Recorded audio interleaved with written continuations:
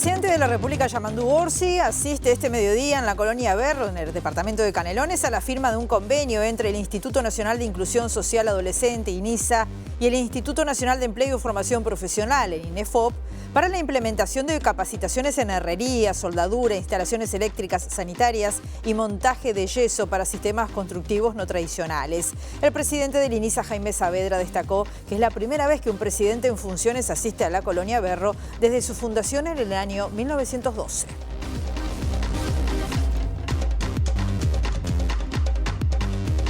¿Qué tal? ¿Cómo están? Bienvenidas, bienvenidos a MBD Noticias. Comenzamos con información con 23 grados a esta hora aquí en Montevideo, en la capital. Una jornada que va a seguir con el cielo claro, los vientos soplando de noroeste entre 20 a 30 kilómetros por hora, con rachas que pueden llegar a 40 kilómetros por hora, dice Inumet, que ubica la máxima en 25 grados. Estamos viendo las cámaras del Centro de Gestión y Movilidad de la Intendencia de Montevideo. En Riachuelo, entre Tabaré y Parvadomus, hasta las 17:30 horas habrá carga y descarga. En Venezuela, entre Arturo Lezama y Acuña de Figueroa, hasta las 19 horas se están haciendo trabajos allí de hormigonado. Y en G, entre Nueva York y Asunción, hasta el 13 de octubre habrá trabajos de saneamiento. Compartimos los principales titulares.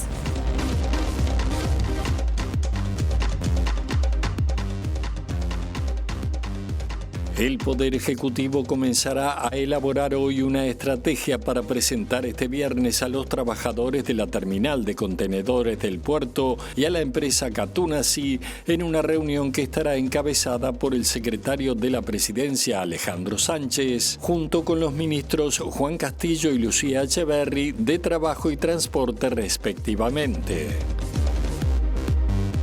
En la tarde de ayer se alcanzó un acuerdo tripartito entre Conaprole, el sindicato y el Ministerio de Trabajo a partir de la aprobación de la propuesta planteada por la cartera que aporta una solución concreta al conflicto generado por el cierre de la planta 14 de Rivera. El dueño de Astilleros Cardama, la empresa española encargada de construir 2 patrulleras oceánicas para la Armada Nacional, estará en Montevideo este viernes y sábado y se reunirá mañana con la ministra de Defensa Nacional, Sandra Lasso. El ministro de Ambiente, Edgardo Ortuño, adelantó a MBD Noticias que el gobierno espera firmar este mes el acuerdo con el consorcio Aguas de Montevideo para enviar los antecedentes al Tribunal de Cuentas y continuar con el proceso para la construcción de una represa en Casupá y la nueva planta en Aguas Corrientes, así como las adaptaciones en la línea de bombeo.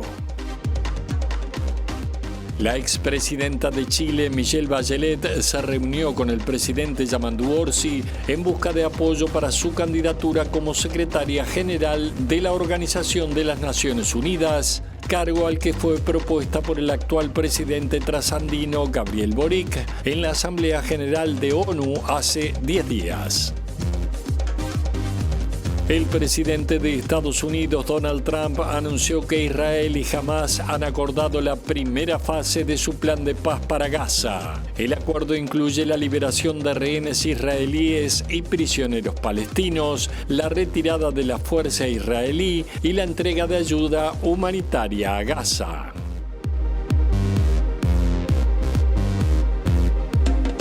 Al inicio convocamos a nuestra periodista Abril Mederos, está en la sede del Ministerio de Salud Pública, hay una actividad muy importante que tiene que ver con cuidados paliativos. ¿Cómo estás, Abril? Bienvenida, buen mediodía para ti.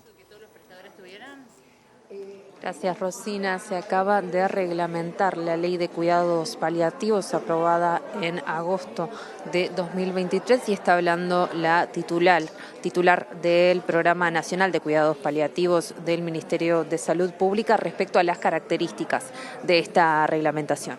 Los prestadores tienen 2 años para ajustarse a los requisitos que se pide en la reglamentación. Las sanciones son las sanciones que competen a todas las leyes, que eso tenemos que preguntar a las personas que se dedican a eso. Recién la ministra hablaba de que no es para el final de la vida, sino que se puede pedir antes los cuidados paliativos. Sí. Mira, específicamente hay patologías que son desde el día 1, como la esclerosis lateral amiotrófica, como la fibrosis pulmonar idiopática primaria, y muchas otras enfermedades, por ejemplo, pacientes con cáncer que se diagnostican y tienen síntomas no controlados, también es para ellos, también es para pacientes con cáncer que están en quimioterapia o en radioterapia. Y luego sí hay otra serie de enfermedades como las enfermedades respiratorias, cardiovasculares, hepáticas, renales, neurológicas, las demencias que son más hacia el final. Eso en adultos, pero en niños la mayoría de las patologías son desde que nace el niño porque son malformaciones genéticas o también hay en la evolución de la vida de estos niños algunas secuelas de accidentes u otros problemas que pueden requerir cuidados paliativos. Estamos en vivo para MBD Noticias. ¿Esta reglamentación asegura la universalización de los cuidados paliativos como prevé la ley y, de ser así, cómo lo asegura? Asegura sin lugar a dudas. Cuidados paliativos ya estaban en el Plan Integral de Atención a la Salud, en el PIAS, desde el año 2008, como comentaron hoy, o sea que ya es obligatorio desde esa fecha. La gran mayoría de los prestadores vino desarrollando los cuidados paliativos, pero ahora que tenemos una ley tenemos que ajustar estas cosas que yo decía, que son sobre todo un salto de calidad, de que los profesionales tengan más tiempo para poder trabajar, de que tengan mejor formación, de que tengan mejores lugares y de sobre todo asegurar a la mayoría, asegurar a los pacientes que requieran cuidados paliativos que lo van a tener y que lo van a tener rápido y que no va a haber cupos. En 48 horas tienen que ver a los pacientes, todos los equipos de cuidados paliativos y no se puede tener cupos como no se puede tener cupos en ninguna parte de la asistencia médica. ¿Cómo se integra la legislación? Eso está todo en la normativa de las disposiciones legales de qué ocurre cuando no se cumple una ley. Iris, ¿qué pasa con el proyecto que muy probablemente termine en ley de eutanasia? ¿Esto altera la legislación en torno a cuidados paliativos? ¿Cómo van a dialogar estas dos maneras? No, son absolutamente distintas. O sea, cuidados paliativos es una prestación que, como yo les comenté, es muy compleja, tiene toda una cantidad de componentes, se trabaja en un equipo interdisciplinario. Eutanasia es una herramienta para determinada situación, un derecho de los pacientes, sin lugar a dudas, pero que no, o sea, tienen en común los cuidados con los cuidados paliativos que se tocan al final de la vida, pero después no son normativas totalmente independientes. Doctora, en la formación de los médicos, el tema de los cuidados paliativos, ¿estaríamos un poco a la retranca? ¿Hace falta más formación a nivel de Facultad de Medicina con el tema de cuidados paliativos? Hace falta a nivel de Facultad de Medicina, de Enfermería, de Psicología y de Trabajo Social. El ideal sería que todos los profesionales de la salud saliéramos con una formación básica en cuidados paliativos, cosa que no ocurre. Tenemos sí a nivel especialistas una muy buena formación en todas las facultades, pero nos falta esta otra parte que es la más importante porque es en la que hoy estamos como corriendo de atrás, formando profesionales que no tuvieron la formación adecuada en el pregrado, digamos. Estamos viendo a Gabriela Piris, la directora nacional de Cuidados Paliativos del Ministerio de Salud Pública, porque hoy es un día importante, se ha reglamentado entonces la ley que regula estos cuidados tan importantes para muchísimas personas. Así que bueno, de esto se ha destacado esta noticia. Entonces, en las últimas horas vamos a estar ampliando en nuestra edición central. Otros temas, la investigadora Pilar Moreno, que acaba de ser distinguida con el reconocimiento mayoritario del público en los premios Nova de la ANI por el trabajo en Guska.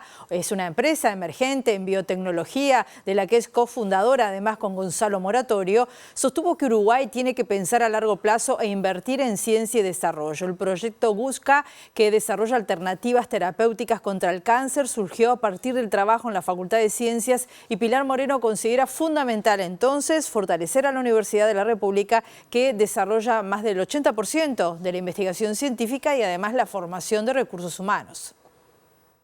Desde Guska lo que queremos es ofrecer alternativas terapéuticas para pacientes que sufren diferentes tipos de tumores y para eso usamos el potencial que tienen los virus, esa capacidad que tiene de infectar una célula y de matarla, bueno, pero con el fin de matar células tumorales. Nosotros de alguna manera reprogramamos los genomas del virus, el material genético, para que estos virus nos infecten específicamente células tumorales y las maten. Y de esa manera además reactiven toda nuestra respuesta inmune contra el tumor. Como de una manera de dar una alternativa más, no quiere decir que esta va a ser una terapia única, sino que pensamos que la terapia puede ser combinada con otras terapias. Consultada por el bajo presupuesto que el proyecto de ley de presupuesto a estudio del Parlamento y lo que se dispone para la investigación en la UDELAR, Moreno manifestó su preocupación. Tenemos que pensar a largo plazo. ¿Va? La ciencia, la investigación, la innovación va a permitir que Uruguay crezca y con ese crecimiento vamos a crecer en otras áreas también. Tenemos que pensar, es verdad, a veces hay cosas que son urgentes, pero también tenemos que pensar en, de pensar en el futuro. Y bueno, la ciencia, el desarrollo está demostrado en otros países del mundo, el primer mundo, que invertir en ciencia y desarrollo da sus frutos.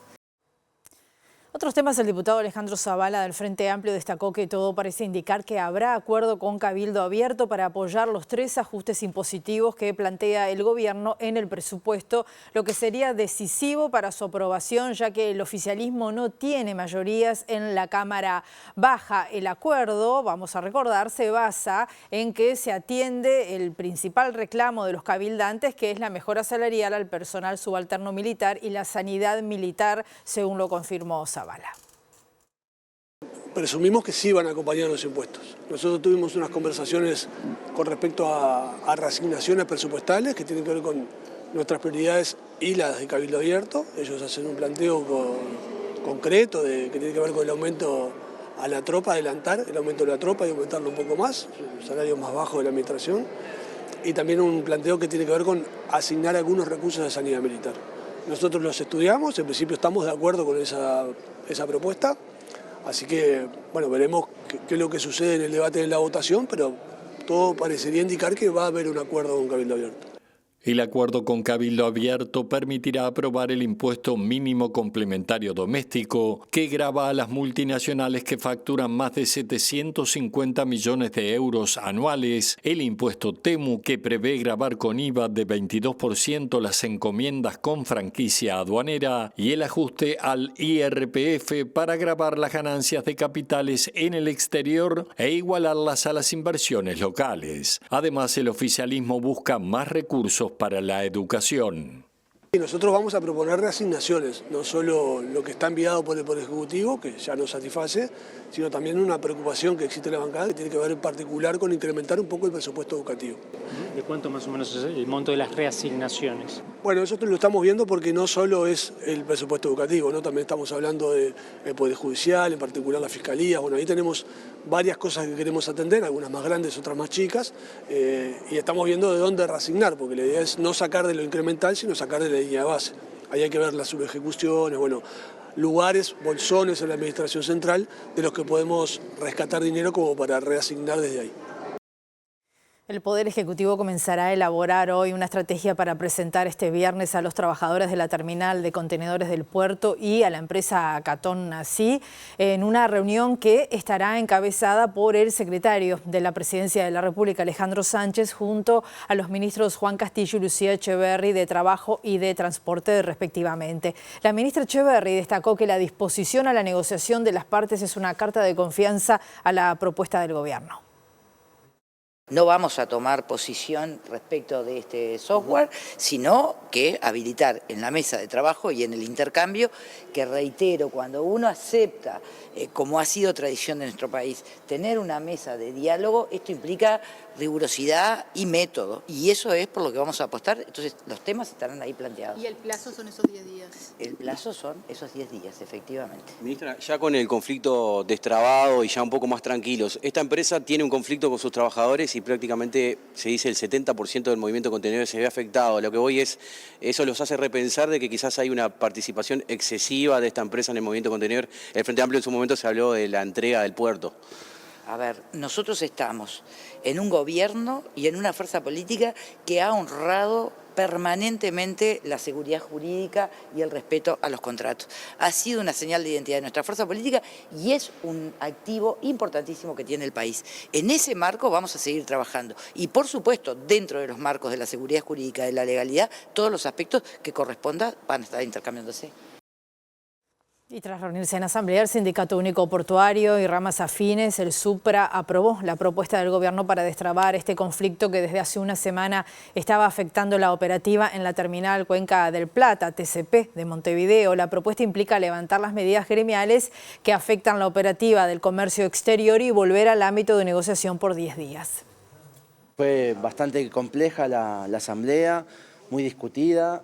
Nosotros llevamos 6 días de asamblea permanente. Costó, pero bueno, el acercamiento que hoy tuvimos de parte del Poder Ejecutivo en Torre Ejecutiva, donde el gobierno a través del secretario de Presidencia mostró su preocupación y nos pidió también poder nosotros flexibilizar cierta medida y poder generar un ámbito de diálogo en donde ellos se van a comprometer también de poder interceder en resolver este tema. Nos pidió un espacio, pero por favor levanten las medidas. Y bueno, nosotros aceptamos, le vamos a dar ese voto de confianza al Poder Ejecutivo, entendiendo que nosotros, como hemos flexibilizado hasta ahora, hasta el momento, en varias opciones, tratando siempre de buscar el diálogo, de buscar los consensos, vamos a apostar nuevamente al diálogo, haciéndole caso al pedido que hizo Presidencia. Pero bueno, también le vamos a exhortar al Poder Ejecutivo que por la otra parte, que es la empresa, tenga la misma consideración que nosotros, porque acá este problema se resuelve entre dos partes, no solamente entre el sindicato y el Poder Ejecutivo. Se necesita que la empresa se sienta a negociar y de buena fe. Eso es lo que vamos a pedir al Poder Ejecutivo, que ponga un énfasis en la empresa, que es la que en realidad es la otra parte que se necesita para poder negociar. Nos aceptamos y recogimos un poco el pedido de Torre Ejecutiva, pero también le vamos a pedir a Torre Ejecutiva, al secretario de la Presidencia, que le ponga el mismo énfasis que nos pidieron a nosotros, a la empresa, que es la otra parte fundamental en este conflicto para poder avanzar. En otro de los conflictos que ocupa al gobierno, en la tarde de este miércoles se alcanzó un acuerdo tripartito entre CONAPROL, el Sindicato de Trabajadores y el Ministerio de Trabajo y Seguridad Social a partir de la aprobación de la propuesta planteada por la cartera de trabajo que aporta una solución concreta al conflicto generado por el cierre de la planta 14 de Rivera. Como parte del acuerdo, ambas partes asumen el compromiso de respetar que durante el plazo del ámbito de negociación, que se extiende hasta el próximo 31 de diciembre, no se van a tomar medidas gremiales de ningún tipo para mantener la negociación en condiciones de paz laboral. También existe la posibilidad de que se abran otros ámbitos de negociación en caso de que se considere necesario. La directora nacional de Trabajo, Marcela Barrios, aseguró que el sindicato se comprometió al funcionamiento inmediato de la línea de estandarización de la planta de Ciudad de Rodríguez y a seguir negociando con los otros temas hasta diciembre en un escenario sin medidas de conflicto. Nos vamos a la colonia Berro. Estaba prevista la llegada del presidente Yamandu Orsi. Allí se va a firmar un convenio entre el Instituto Nacional de Inclusión Social, el INISA, y además el Instituto Nacional de Empleo y Formación. Es relevante. Allí está nuestro periodista Eduardo Delgado. ¿Cómo estás, Eduardo? Bienvenido. Así es, Rosina, un gusto saludarte. Yamandu Orsi es el primer presidente en la historia del país que visita la colonia Berro. Está llegando en este momento a este lugar, un lugar para adolescentes en conflicto con la ley, instalado aquí en Canelones. Está llegando el mandatario. Contarles que es para la firma de un acuerdo entre el INISA, el Instituto Nacional de Inclusión Social Adolescente, y el Instituto Nacional de Empleo y Formación Profesional. Esto es para la implementación de 300 capacitaciones en diferentes tipos de tareas como herrería, instalaciones eléctricas y sanitarias, con sistemas constructivos no tradicionales. Hay que también agregar que justamente el trabajo de formación será de la Unión Nacional de Trabajadores Metalúrgicos y Ramas Afines, la fundación de este sindicato del Uruguay. Está previsto que aquí haga uso de la palabra tanto el presidente del INISA, Jaime Saavedra, como también Miguel Venturiello, director general de INEFOP, los dos organismos presentes en este acuerdo que, es la primera vez que hay un acuerdo de este tipo. Saavedra, el presidente del INISA, ha hecho hincapié en la necesidad justamente de formación laboral para las tareas de los adolescentes. En momentos volvemos más con las palabras si habla el presidente, o las palabras también de Saavedra y de Venturiello.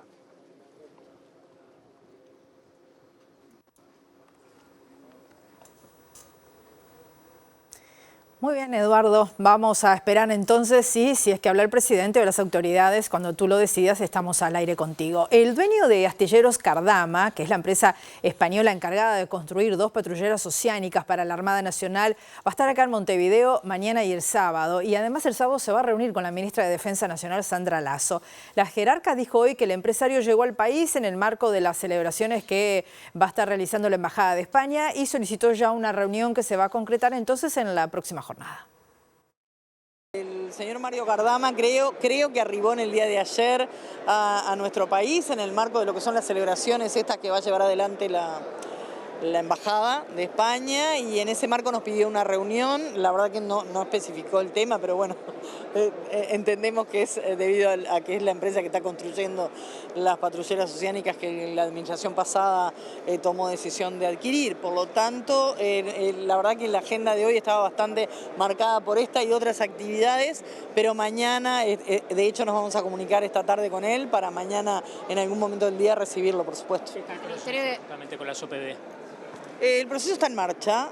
Nosotros tenemos allá desde hace prácticamente un mes 2 inspectores que son los representantes del comprador, que en este caso es el Ministerio de Defensa Nacional, que semanalmente nos envían un informe que tiene un grupo de trabajo que lo analiza desde el punto de vista financiero, técnico y obviamente de las decisiones que se toman. Con el proceso de construcción, porque en su momento el tema meritó investigaciones administrativas y algunas intermitencias con la empresa. Son cosas diferentes. La investigación administrativa tiene que ver con el procedimiento que se utilizó para la adquisición y eso está en marcha, y obviamente que está en marcha con reserva. En cuanto si hay conformidad o no hay conformidad, lo que le puedo decir es que el Ministerio se está ocupando con un grupo de trabajo que tiene las características que le dije y que tiene cláusulas muy estrictas, este contrato de adquisición, que son de reserva, por lo tanto no voy a hablar del tema, sí me voy a ocupar. El ministro de Ambiente, Edgardo Ortuño, adelantó que el gobierno espera firmar en octubre el acuerdo con el consorcio Aguas de Montevideo para enviar los antecedentes al Tribunal de Cuentas y continuar con el proceso para la construcción de una represa en Casupá y la nueva planta en Aguas Corrientes, así como las adaptaciones en la línea de bombeo. Según el jerarca, de esta manera las obras se van a estar terminando dentro del periodo de gobierno actual, asegurando el suministro de agua potable para la zona metropolitana.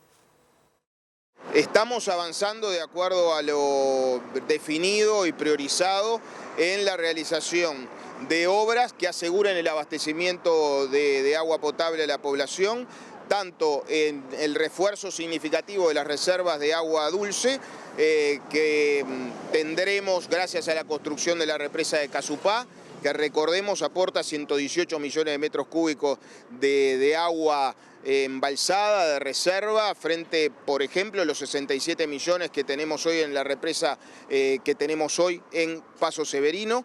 Casupá va a ser la represa más grande del país de embalse de agua para abastecimiento de agua potable, pero al mismo tiempo, y enlazo con la referencia que tú hacías a la renegociación del contrato del original proyecto Neptuno, vamos a estar construyendo una nueva planta potabilizadora allí en Aguas Corrientes con capacidad de potabilizar y sumar al sistema 200.000 metros cúbicos al día, que junto con Casupá y junto con las mejoras en las tuberías, es decir, en la aducción, el transporte del agua, para que la gente entienda, a toda el área metropolitana, va a asegurar el abastecimiento, y en este mes de octubre esperamos concluir la negociación y finalmente concretar y firmar los acuerdos correspondientes para poder ya estarle comunicando al Tribunal de Cuentas el proyecto para poder avanzar en la ejecución de las obras que, como ya hemos dicho, vamos a construir y a concretar en este periodo de gobierno. La expresidenta de Chile, Michelle Bachelet, quien participó en Montevideo de una actividad del Club de Madrid, se reunió con el presidente Yamandu Orsi en busca de apoyo para su candidatura como secretaria general de la Organización de las Naciones Unidas, cargo al que fue propuesta por el actual presidente trasandino Gabriel Boric en la Asamblea General de la ONU hace 10 días. La secretaría general del organismo nunca fue ocupada por una mujer en sus 80 años de existencia. Hemos tenido una conversación muy interesante, muy cordial, por supuesto, sobre la importancia frente a los desafíos globales de trabajar unidos, del unilateralismo, de Naciones Unidas y también, por cierto, de la necesidad de que la futura secretaria general de Naciones Unidas sea de la región de América Latina, como ya en la región se ha manifestado, y que idealmente sea una mujer. ¿Qué significa para usted haber sido propuesta? El propio presidente chileno, Gabriel Boric, lo planteó en Naciones Unidas hace un tiempo. Sin duda, conversamos con el presidente muchas veces. Yo tenía mis dudas de ser candidata hasta que decidí ser candidata. Consideré que, dada mi historia personal, habiendo sido presidenta 2 veces, habiendo sido ministra muchas veces, habiendo sido directora de ONU Mujeres, la primera directora de ONU Mujeres, y habiendo sido alta comisionada de Derechos Humanos, es decir, tengo experiencia política, tengo experiencia de gestión y tengo experiencia de Naciones Unidas, que entonces yo no me podía restar a ese desafío. Ahora, no soy yo quien tomará la decisión, tiene que ser el Consejo de Seguridad, pero vamos a dar toda la fuerza para que sea una mujer y de la región. La ministra interina de Relaciones Exteriores, Valeria Zukasi, regresó recientemente de una misión oficial que la llevó de visita a Indonesia, Nueva Zelanda, Malasia y Japón y participó en negociaciones para la apertura de nuevos mercados. Dentro de los resultados recientes se concretó una nueva venta de carne bovina a Malasia. Tenemos distintos niveles de resultados. Por ejemplo, en el caso de Indonesia estamos detrás de la habilitación para lácteos y para carne. Entonces, gran parte de las visitas y las reuniones que hemos tenido en Indonesia tuvieron que ver con encontrar el mejor camino para lograr la pronta habilitación de esos mercados. Así que esperemos que por lo menos uno de esos productos pueda moverse en el corto plazo. En el caso de los lácteos, en particular en Indonesia, el nuevo presidente asumido hace no muchos meses, tiene un plan nutricional para niños y madres embarazadas que apunta a poder darles por día un vaso de leche en las escuelas o en las atenciones hospitalarias, y ahí queremos que identifiquen a Uruguay como un socio potencialmente clave para lograr completar, es un país inmenso, al que va a haber que venderle muchísimo y muchos países van a tener que estar presentes para que se pueda cumplir ese plan tan ambicioso del presidente, así que estuvimos hablando de esas posibilidades. Más recientemente en Japón estuvimos hablando de lengua bovina, estuvimos hablando de mondongo, estuvimos hablando de carne ovina y viendo cómo podemos hacer para acelerar ciertos procesos que en algunos casos ya está habilitado, pero nos faltan algunas plantas que también quieren exportar y todavía no lo pueden hacer. En otros casos todavía la habilitación no se está considerando. Entonces, en cada uno de esos mercados lo que hemos intentado hacer es encontrar cómo mejorarlo. Pero, por ejemplo, en el caso de Malasia, creo que es la forma más concreta de verlo, la visita coincidió con la llegada de el primer cargamento de carne bovina de Uruguay a Malasia en un proceso que llevó varios años para encontrar la habilitación del mercado y que se concretó con una primera venta de carne uruguaya en la propia Malasia, que esperamos que sea el puntapié inicial para que, por ejemplo, otros establecimientos, hoy solo tenemos 2 plantas habilitadas para exportar, la idea es lograr que otros establecimientos también puedan estar presentes en ese país. La fiscal Isabel Iturralde acusó a Gustavo Penades de cometer 20 delitos sexuales contra menores y pidió que se lo condene a 16 años de penitenciaría, que es la máxima pena posible. Javier Benech, vocero de la Fiscalía, auguró que la condena se conocerá bastante entrado el año que viene y recordó que la causa se va a resolver mediante juicio oral y público. Se va a llevar adelante un juicio oral que, como te decía, es la instancia de máxima garantía en la que la Fiscalía considera que tiene elementos para responsabilizar a estas 2 personas, la defensa hará su trabajo y un juez o una jueza va con las máximas garantías a resolver este asunto. Un juez o una jueza que además es distinto al juez que estuvo en las instancias anteriores. Sí, eso es importante, es un juez que no ha estado contaminado, se dice, o sea, que no conoce el caso, más allá de que este es un caso muy público, que todo el mundo ha escuchado algo, digamos, pero no conoce los pormenores y por eso entra descontaminado a resolver el tema. Esto va a ser un proceso largo, no es que se presente la acusación y mañana va a haber una resolución. Para que haya una sentencia de primera instancia en este caso, seguramente estemos hablando del año entrado del año que viene, digamos, esa es y después, bueno, eventualmente se presentarán también los recursos que correspondan por cualquiera de las partes. ¿Hubo algún cambio en el sentido de que hubo un cambio de fiscalía o se siguió trabajando de igual forma con el mismo equipo que obviamente seguía trabajando con la fiscal Chione, con sus adjuntos? Bueno, el equipo es el mismo, hubo un cambio en la titularidad de la Fiscalía, ustedes saben que la doctora Guione está de licencia médica, Yo le diría que hay una unidad de acción porque básicamente, como le decía, la acusación es muy similar a la formalización. Hay algunos pequeños cambios, que eso entra en el marco de la independencia técnica de cada fiscal y también de lo que sucede mientras se formaliza y se acusa, que pasa el tiempo y pueden pasar cosas. Además, la fiscal Iturralde acusó a Sebastián Mauvesin, señalado como mediador entre Penades y las víctimas, por la comisión de 6 delitos y pidió para él una pena de 7 años de penitenciaría. Segundo bloque de MBD Noticias. Continuamos con la información con 24 grados a esta hora aquí en Montevideo. Se realizó en esta jornada un nuevo seminario en el marco del diálogo social sobre protección y seguridad social en el que se analizó la evidencia existente para repensar la ampliación de la cobertura y los tiempos de educación y cuidados. Hugo Bay, que es coordinador del diálogo social, dijo que ya se realizaron 22 conversatorios a lo largo de todo el país y que ahora los encuentros van a estar realizándose aquí en Montevideo. El economista Hugo Bay, coordinador del diálogo social, dijo que la idea es recoger la inquietud de la gente. Está previsto para el próximo lunes 13 un encuentro en el espacio de La Gozadera en Malvín, el lunes 20 otro conversatorio en el Centro Cultural Julia Arévalo y el 27 de octubre en el Sacude de Casaballe. Hoy lo que tenemos justamente es un seminario para abordar temas que tienen que ver con la ampliación de cobertura y de tiempo pedagógico en servicios de educación y cuidado, ¿verdad? Básicamente lo que es el rol que desempeñan los CAIF en particular y algún otro tipo de instrumento que existe para atender a la primera infancia, ¿verdad? Y por supuesto pensar un poquito, bueno, los desafíos que tenemos en relación a cómo incrementar la cobertura en términos de escuelas de tiempo completo y tiempo extendido, ¿verdad? Es decir, básicamente el seminario tiene que ver con eso. Vamos a presentar un conjunto de estudios que tiene que ver con los efectos que tiene sobre los niños y niñas, este tipo de dispositivos, ¿verdad? Y la ampliación sobre todo de los tiempos para ellos en términos educativos, pero también el tiempo que libera dentro del hogar para que quienes, tienen otros roles, ¿verdad? En particular las mujeres, que muchas veces son quienes concentran las tareas del trabajo no remunerado y de los cuidados, dispongan de mayor tiempo para salir al mercado laboral. En el marco de los seminarios sobre diálogo social, el director nacional de Educación, Gabriel Quirichi, señaló que uno de los desafíos más importantes para el gobierno es el de brindar acompañamientos en tiempo y también calidad, en este sentido, para toda la población. El jerarca Quirichi dijo que es necesario articular con diferentes organizaciones de la sociedad civil y para eso propone implementar las misiones pedagógicas del siglo XXI. Proponemos una idea que creemos que es muy importante, muy cara a la historia uruguaya, que son las misiones pedagógicas del siglo XXI.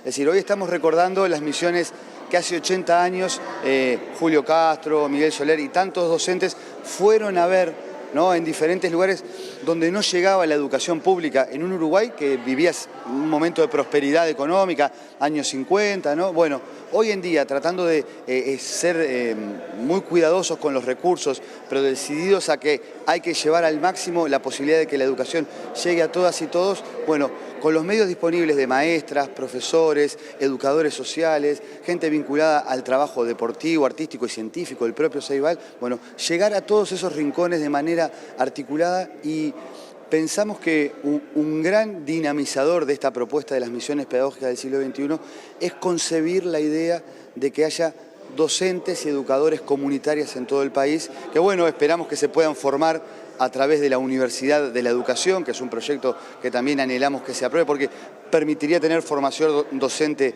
de forma descentralizada y en todo el país, y acompañando con mucha energía y con mucha ilusión también el Plan Nacional de Becas. Ahora vamos a la Intendencia de Montevideo. Surge información muy importante también allí y está nuestro periodista Martín Duarte. ¿Cómo estás, Martín? ¿Cómo anda, Rosina? Buen mediodía para ustedes. Bueno, mañana comienza la fiscalización a propósito de la señalización de no detenerse y no estacionar en algunas zonas de Montevideo. Estamos con Germán Benítez, director de Movilidad de la Intendencia, para estar ampliando y conociendo un poco más de las características de lo que es esta fiscalización. Bueno, Germán, gracias por recibirnos. ¿En qué consiste y cuáles son las características de lo que empieza a regir a partir de mañana, que es la utilización de estas 7 cámaras distribuidas por Montevideo a la hora de fiscalizar algunas zonas donde no se puede detener y en otras donde no se puede estacionar? Bien, bueno, lo que se hace a partir de mañana es comenzar a fiscalizar con estas 7 cámaras que venían instaladas ya del periodo pasado, ahora se van a poner en funcionamiento, luego de un periodo de monitoreo, que fue estos primeros 10 días del mes de octubre.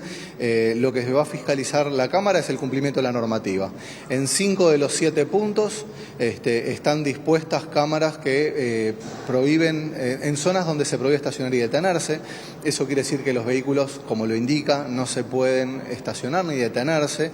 Ahí, por ejemplo, estamos hablando de GOES al costado del shopping de Tres Cruces, la calle Luis Alberto Herrera al costado del Nuevo Centro, la calle Avenida de Italia en la llegada a la Plaza de la Bandera.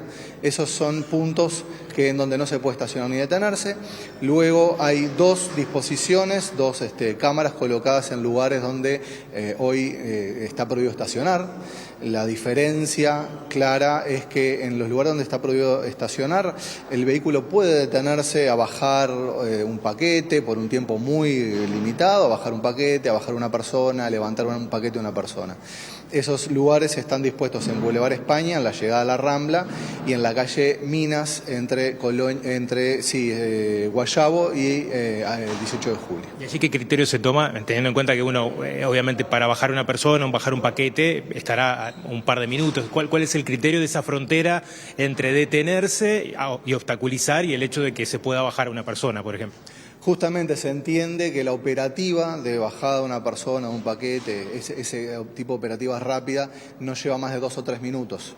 Eso es lo que se va a controlar en ese caso con las cámaras en donde no se puede estacionar. En el caso de no detenerse no hay tolerancia. En el caso de no estacionar ni detenerse, justamente la justificación, la razón por la cual se dispuso esa señalización en primer lugar es porque es una arteria, es un punto de una arteria que se entiende que cualquier detención perjudica notoriamente el tránsito. Entonces nosotros ahí vamos sí a la fiscalización exacta, estricta de la normativa. ¿Cómo se le notifica al usuario?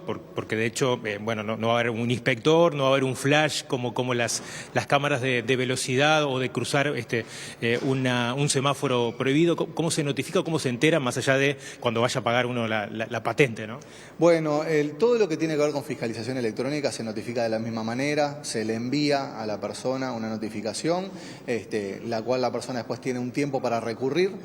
Y luego de ese recurso, si no hay recurso o si se desestima, queda firme la multa. Hay que recordarle a la población que lo que toma la cámara es una foto, que no es la multa en sí, sino que es lo que se llama una contravención, es una incidencia que luego es validada por un inspector de tránsito. Entonces el inspector es el que determina la multa y en el momento en el que queda la multa definida es que inicia todo este proceso de recurso. ¿Qué arrojó este periodo de prueba donde se estuvo fiscalizando sin multar, obviamente, pero en estos 7 puntos bueno, tú hablabas de la zona de Avenida Italia, donde hay muchos centros de salud, una vez se encuentran también autos parados en doble fila? Bueno, ¿qué arrojó esta prueba, ¿no? Este primer monitoreo.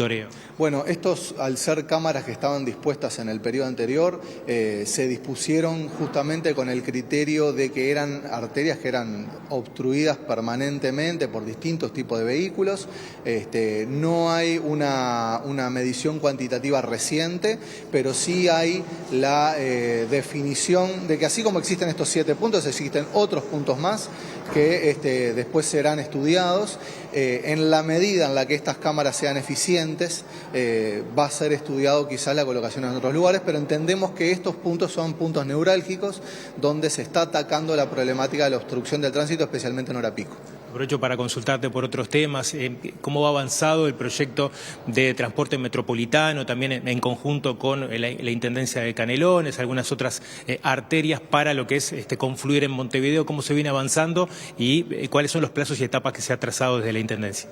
Bueno, se viene avanzando muy bien, se está trabajando con el Ministerio de Transporte prácticamente a nivel semanal. Entre el lunes y el miércoles pasado, ayer terminó, hubo una misión de evaluación de parte de uno de los organismos multilaterales que va a financiar el proyecto. La semana que viene comenzamos a conversar con el Ministerio de Transporte. Vamos a ir eliminando algunas interrogantes para definir el trazado. Nuestra intención es que para fin de año nosotros ya tendremos el trazado definido con todas sus características, tanto el que va por Avenida Italia como el que va por 8 de octubre y Camino Maldonado, y ahí es cuando se va a poner en consideración de la población el proyecto a nivel conceptual, digamos, definitivo. Por último, aprovecho porque también hay algunas dudas en torno a la fiscalización de la senda Solobús que se había anunciado, a partir de cuándo rige y cuáles van a ser las características también. Y ya aprovecho, te consulto qué pasa con los transportistas que a veces no manejan por la senda Solobús, que también es una de las críticas que ha habido entre los choferes comunes, ¿no? Bueno, es muy buena tu consulta porque en realidad había un poco de confusión en la gente que entiende que la puesta en funcionamiento de las cámaras de mañana es la cámara Solobús y no es así. Nosotros para cada una de estas medidas nosotros lo que dispusimos es que vamos a informar oportunamente el comienzo de la puesta en funcionamiento. Todo lo que tiene que ver con el Solobús primero requiere de señalización, son lugares que hay que señalizar correctamente, que hay que pintar, que hay que disponer cartelería. Nosotros entendemos que va a estar en funcionamiento aproximadamente dentro de un mes. Estamos hablando fines de noviembre, principios de diciembre, así que ese va a ser el plazo, pero nosotros lo vamos a avisar con mucho tiempo antes para que la gente vaya tomando conocimiento de que esto se va a poner en práctica. Germán, gracias por estos minutos. Germán Benítez, el director de movilidad de la Intendencia, anunciando las características de la fiscalización para no detener sino estacionar en algunos puntos, que comienza a regir a partir de mañana. Último bloque de MB de Noticias y vamos al plano internacional. El presidente de Estados Unidos, Donald Trump, anunció que Israel y Hamás han acordado la primera fase de su plan de paz para Gaza. El acuerdo incluye la liberación de rehenes israelíes y prisioneros palestinos, la retirada de las fuerzas israelíes y la entrega de ayuda humanitaria a Gaza. El secretario de Estado de Estados Unidos, Marco Rubio, interrumpió al presidente Donald Trump en una comparecencia ante la prensa para anunciarle que el acuerdo entre Israel y Hamás para implementar el plan de paz en la Franja de Gaza está muy cerca. El secretario de Estado acaba de entregarme una nota en la que dice que estamos muy cerca de alcanzar un acuerdo en Oriente Medio y que me necesitarán muy pronto, aseguró Trump mientras participaba en una mesa redonda frente a los periodistas sobre el combate de su gobierno al movimiento antifascista. Este es un gran día para el mundo árabe y musulmán, Israel, todas las naciones vecinas y los Estados Unidos de América. Agradecemos a los mediadores de Qatar, Egipto y Turquía que trabajaron con nosotros para que este evento histórico y sin precedentes se hiciera realidad, dijo Trump, quien remarcó que todas las partes serán tratadas de manera justa. Los primeros puntos del plan de paz para Gaza propuesto por el presidente estadounidense contemplan el cese de la ofensiva israelí sobre Gaza y la liberación en un plazo de 72 horas de todos los rehenes cautivos de Hamás, tanto vivos como muertos. El anuncio desató manifestaciones de júbilo en Tel Aviv. El primer ministro israelí, Benjamín Netanyahu, agradeció a Trump y anunció que en esta jornada reunirá a su gabinete. En tanto, Hamás señaló en un comunicado que tras negociaciones responsables y serias propuestas del presidente estadounidense, las partes llegaron a un acuerdo que implica el fin a la guerra de exterminio contra el pueblo palestino y la retirada de la ocupación de la Franja de Gaza. Nos vamos, volvemos a las 18:30 en la edición central o mañana a las 8 la primera edición de MBD Noticias. Que pasen bien, hasta luego.